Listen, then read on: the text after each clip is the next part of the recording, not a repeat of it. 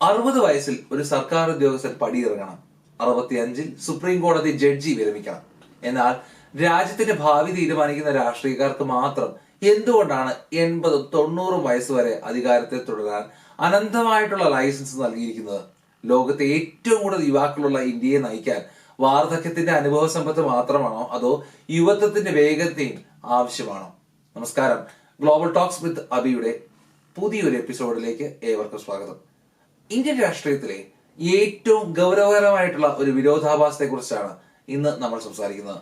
കേരളം ഉൾപ്പെടെ 5 സംസ്ഥാനങ്ങൾ നിർണായകമായ ഒരു തെരഞ്ഞെടുപ്പിലേക്ക് നീങ്ങുന്ന ഈ വേളയിൽ നമ്മുടെ രാഷ്ട്രീയ നേതൃത്വത്തിന്റെ പ്രായം വലിയ ഒരു ചർച്ചയാക്കേണ്ടതുണ്ട്. നരേന്ദ്രമോദിക്ക് പ്രായം 75, പിണറായി വിജയന് 80, മല്ലികാർജുന ഖാർഗെ 83. ഈ പ്രമുഖ നേതാക്കളെല്ലാം ഇന്നും സജീവ രാഷ്ട്രീയത്തിന്റെ മുൻനിരയിലുണ്ട്. അനുഭവ സമ്പത്ത് ഒരു കരുത്താണെന്നതിൽ തർക്കമില്ല.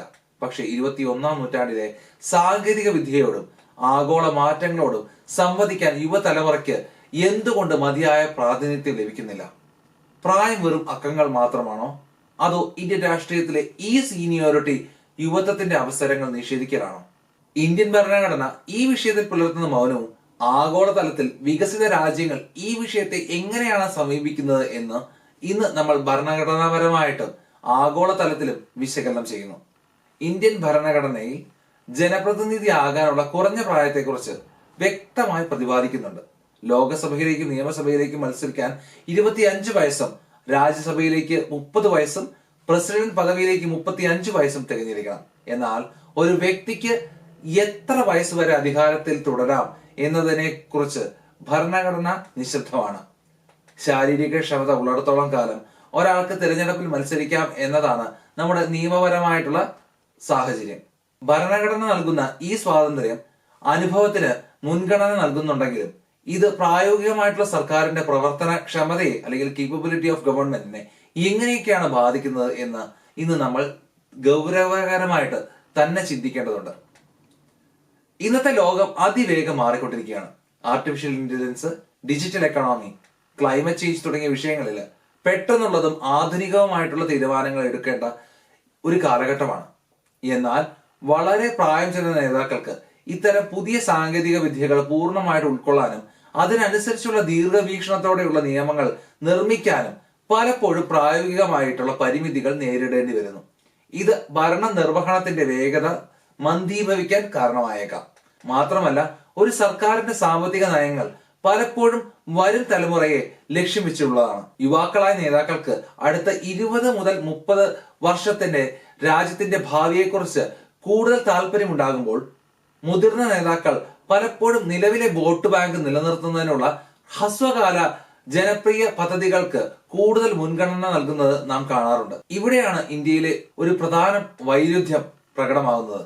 ഇന്ത്യയിലെ ജനസംഖ്യയുടെ ശരാശരി പ്രായം വെറും 28 ആണ്.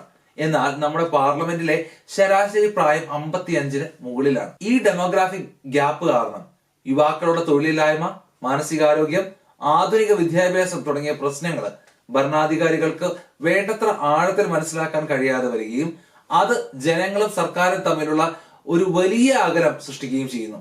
ചുരുക്കത്തില് ഭരണഘടനാപരമായിട്ടുള്ള ഈ മൗനം മുതിർന്നവരുടെ അനുഭവ സമ്പത്ത് ഉറപ്പാക്കുന്നുണ്ടെങ്കിലും അത് സർക്കാരിന്റെ പ്രവർത്തനങ്ങളിലെ ചടുലതയും ആധുനികതയും നഷ്ടപ്പെടുത്തുന്നു എന്നതാണ് വസ്തുത.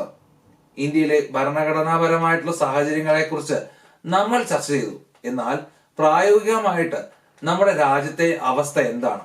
കണക്കുകൾ പരിശോധിച്ചാൽ ഞെട്ടിക്കുന്ന ഒരു വൈരുദ്ധ്യം നമുക്ക് കാണാൻ സാധിക്കും. ലോകത്തെ ഏറ്റവും കൂടുതൽ യുവാക്കളുള്ള രാജ്യമായിട്ടാണ് ഇന്ത്യ കണക്കാക്കുന്നത്.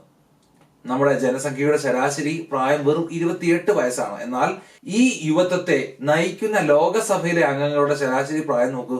കഴിഞ്ഞ 17-ാം ലോകസഭയിലെ കണക്കുകൾ പ്രകാരം അത് 54 വയസ്സായിരുന്നു. അതായത് രാജ്യത്തെ ജനസംഖ്യയുടെ പകുതിയിലധികം വരുന്ന 25-നും 40-നും ഇടയിൽ പ്രായമുള്ള യുവാക്കളുടെ പ്രതിനിധി നമ്മുടെ പാർലമെന്റിൽ വെറും 12% മാത്രമാണ്.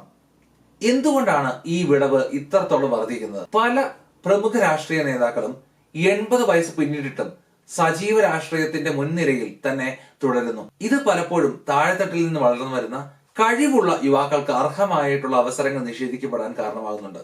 കഴിഞ്ഞ കുറച്ചു കാലമായിട്ട് ചില രാഷ്ട്രീയ പാർട്ടികൾ ഈ വിഷയത്തിലെ മാറ്റങ്ങൾ വരുത്താൻ ശ്രമിക്കുന്നുണ്ട് എന്നത് ശ്രദ്ധേയമാണ്. ഉദാഹരണത്തിന് CPIM 75 വയസ്സ് കഴിഞ്ഞവർക്ക് മത്സരിക്കാൻ സീറ്റ് നൽകില്ലെന്ന ഒരു അലിഖിത നിയമം കൊണ്ടുവരാൻ ശ്രമിക്കുന്നുണ്ട്. G. സുധാകരൻ തുടങ്ങിയ മറ്റുള്ള നേതാക്കളൊക്കെ മാറ്റി നിർത്തപ്പെടുന്നത് ഈ ഒരു കാരണത്താലാണ്.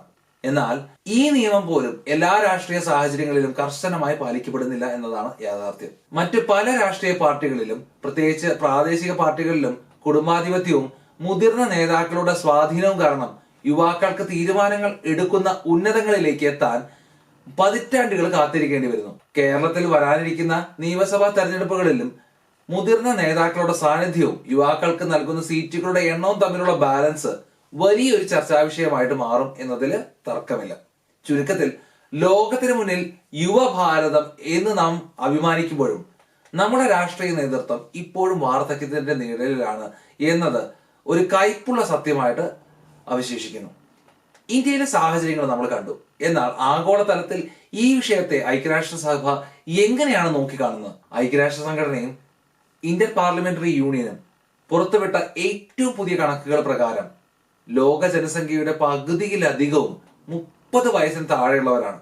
എന്നാൽ ലോകത്തെമ്പാടുമുള്ള പാർലമെന്റ് അംഗങ്ങളിൽ വെറും 2.8% മാത്രം ആണ് 30 വയസ്സിൽ താഴെയുള്ളവർ എന്നത് ജനാധിപത്യം നേരിടുന്ന ഏറ്റവും വലിയ വെല്ലുവിളിയാണ്. ഇവിടെയാണ് UN മുന്നോട്ട് വെക്കുന്ന not too young to run എന്ന ആഗോള ക്യാമ്പയിന്റെ പ്രസക്തി. വോട്ട് ചെയ്യാൻ 18 വയസ്സായ ഒരാൾക്ക് രാജ്യത്തെ നയിക്കാനുള്ള അവകാശവും യോഗ്യതയും ഉണ്ടെന്നാണ് ഈ ക്യാമ്പയിൻ വാദിക്കുന്നത്. യുവത്വം എന്നത് വെറും പ്രായമല്ല, മറിച്ച് പുതിയ ആശയങ്ങളുടെയും മാറ്റങ്ങളുടെയും ഊർജമാണ്. യുവാക്കൾ നയരൂപീകരണത്തിൽ, എസ്പെഷ്യലി പോളിസി മേക്കിങ്ങിൽ സജീവമായി പങ്കാളികളാകാത്തത് ജനാധിപത്യത്തിന്റെ ആരോഗ്യത്തിന് ഒട്ടും നല്ലതല്ലെന്ന് UN റിപ്പോർട്ടുകൾ ആവർത്തിച്ച് മുന്നറിയിപ്പ് നൽകുന്നുണ്ട്. എന്തുകൊണ്ടാണ് രാഷ്ട്രീയത്തിലെ ഒരു വിരമിക്കൽ പ്രായം അഥവാ പ്രായപരിധി വേണമെന്ന് ഇന്ന് ലോകമെമ്പാടും ചർച്ച ചെയ്യപ്പെടുന്നത്?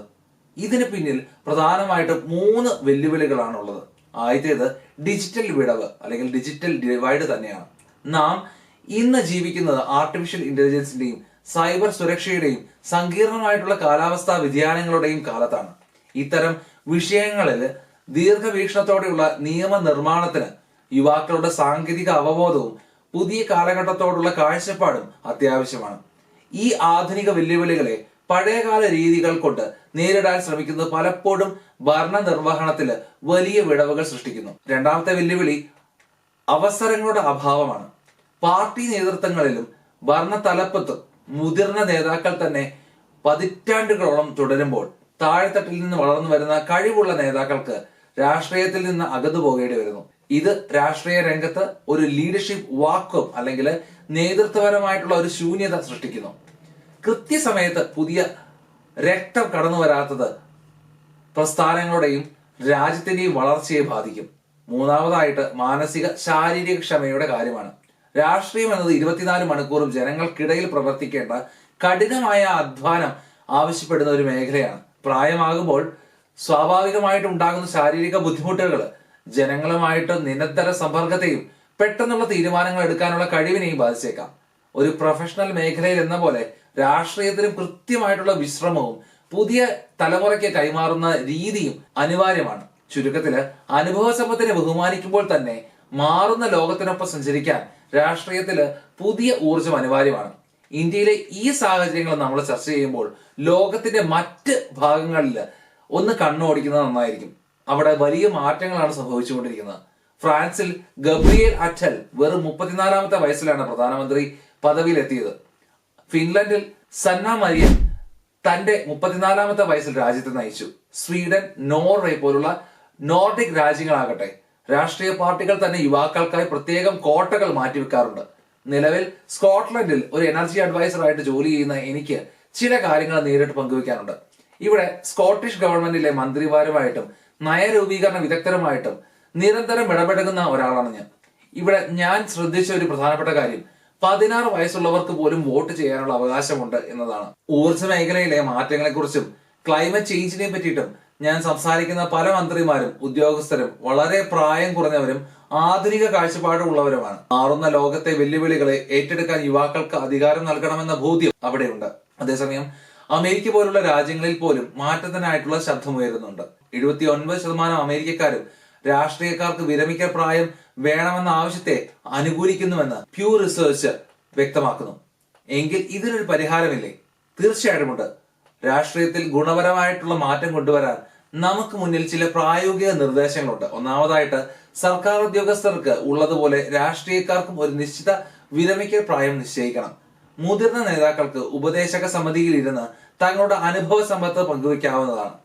രണ്ടാമതായിട്ട്, തദ്ദേശ സ്വയംഭരണ സ്ഥാപനങ്ങളിലും നിയമസഭകളിലും യുവാക്കൾക്കായിട്ട് നിശ്ചിത ശതമാനം സീറ്റുകൾ സംവരണം ചെയ്യുന്ന യുവജന ക്വാട്ട നടപ്പിലാക്കണം. അതുപോലെ തന്നെ പ്രധാനമാണ്, വോട്ട് ചെയ്യാൻ 18 വയസ്സ് മതിയെങ്കിൽ മത്സരിക്കാനുള്ള പ്രായവും 18 അല്ലെങ്കിൽ 21 ആയിട്ട് കുറയ്ക്കുക എന്നത്. വരും തലമുറയെ ബാധിക്കുന്ന തീരുമാനങ്ങൾ എടുക്കുമ്പോൾ ആ തലമുറയിലെ പ്രതിനിധികൾ തന്നെ മുന്നിൽ നിൽക്കുന്നു എന്നത് ഉറപ്പാക്കണം. അനുഭവ സമ്പത്തുള്ള മുതിർന്ന നേതാക്കൾ വഴികാട്ടികളായിട്ട് അല്ലെങ്കിൽ മെന്റേഴ്സ് ആയിട്ട് നിൽക്കാം. പക്ഷേ നയരൂപീകരണത്തിന്റെ മുൻനിരയില് പുതിയ കാലഘട്ടത്തിന്റെ വെല്ലുവിളികൾ അറിയുന്ന യുവാക്കൾ വരണം. എങ്കിൽ മാത്രമേ നമ്മുടെ ജനാധിപത്യം കൂടുതൽ സുതാര്യവും ഫലപ്രദവുമാവുകയുള്ളൂ. അനുഭവ സമ്പത്തുള്ള മുതിർന്നവരും ഊർജ്ജസ്വലരായ യുവാക്കളും കൈകോർക്കുമ്പോഴാണ് ഒരു രാജ്യം യഥാർത്ഥത്തിൽ പുരോഗതി പ്രാപിക്കുന്നത്. ഞാനൊരു just transition capacity building facilitator ആയിട്ട് അന്താരാഷ്ട്ര തലത്തിൽ പ്രവർത്തിക്കുമ്പോൾ എനിക്ക് വ്യക്തമായിട്ട് മനസ്സിലാക്കാൻ കഴിയുന്ന ഒരു കാര്യം, സുസ്ഥിരമായിട്ടുള്ള മാറ്റങ്ങൾ കൊണ്ടുവരാൻ യുവാക്കളുടെ ശബ്ദം ഭരണകൂടത്തിന്റെ ഭാഗമാക്കണം എന്നത് തന്നെയാണ്. മാറ്റങ്ങൾ വെറും മുദ്രാവാക്യങ്ങൾ മാത്രമല്ല, അത് നിയമസഭകളിലും പാർലമെന്റിലും പ്രതിഫലിക്കേണ്ട നയങ്ങളാണ്. നിങ്ങളുടെ അഭിപ്രായത്തിൽ ഇന്ത്യൻ രാഷ്ട്രീയക്കാർക്ക് ഒരു വിരമിക്കൽ പ്രായം അനിവാര്യമാണോ, അതോ പ്രായമല്ല അവരുടെ പ്രവർത്തനമാണോ നമ്മൾ മാനദണ്ഡമാക്കേണ്ടത്? നിങ്ങളുടെ വിലപ്പെട്ട ചിന്തകൾ താഴെ കമന്റ് ചെയ്യുക.